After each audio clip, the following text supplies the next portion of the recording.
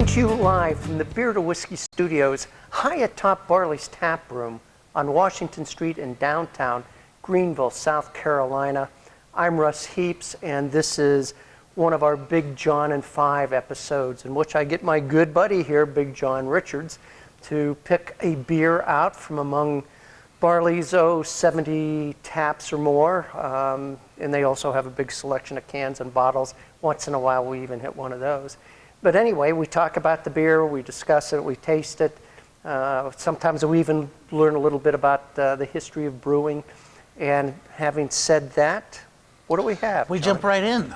We have Westbrook Brewing One Claw Rye Pale Ale, which is a neat kind of South Carolina standby these days. And these guys are getting some national footprint now too, and a lot of recognition. This probably become their flagship, if I had to name one. It's a real juicy, tropical, real refreshing, light, dry American Pale Ale. Right. Tossing that rye in there helps accentuate some of those tropical flavors, some of that spice that pops into, helps dry things up.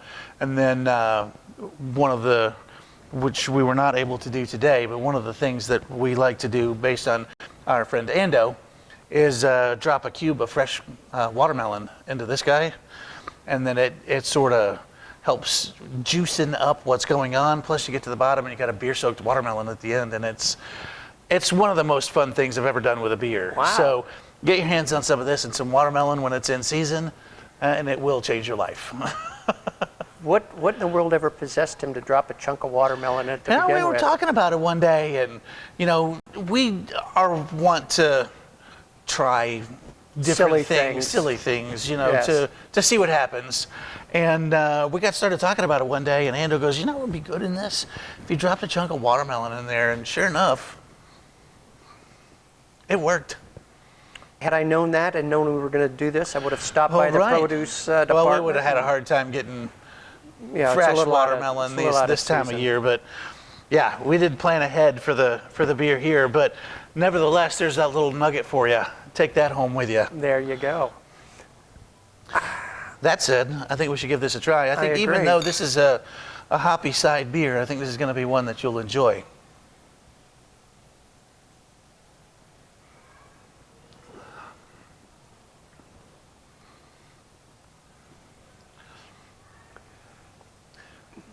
As I grow into IPAs a little bit, yeah, I'm beginning to appreciate the citrus. Yeah.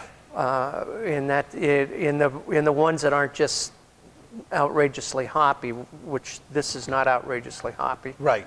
I'm able to enjoy some of those things. So, and I'm getting that out of this. Yeah, and this has that rye gives it a little creamy texture, a little bit of that orange creamsicle experience that a lot of hazy IPAs have drifted toward. This guy does it as a very clear, filtered out beer, which, these beers are just so much prettier. They're so much prettier than the hazy ones. I'm sorry to offend all of you who love hazy beers, because there are bunches of you, but the hazy beers just aren't as pretty. They aren't. They aren't. They're hazy. They're hazy. I would call them hazy. Yeah. I do like this, and it's hard to appreciate it without living in this part of the South. But this is a ubiquitous beer in this area. You find it on tap all over the place, and I've never had one. It fits our climate so well. It's such an easy drinker. It's 5.5%, so it's not gonna, kill you to have a couple of them. And these guys are really doing some good work down there.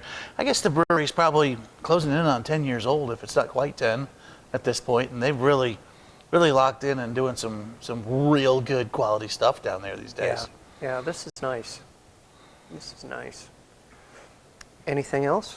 I think with that and all the rambling we did to start, you got your work cut out for you already. Let's just let these people go. It's gonna be a long edit room session on this one, folks. And with that, cheers. see you next time.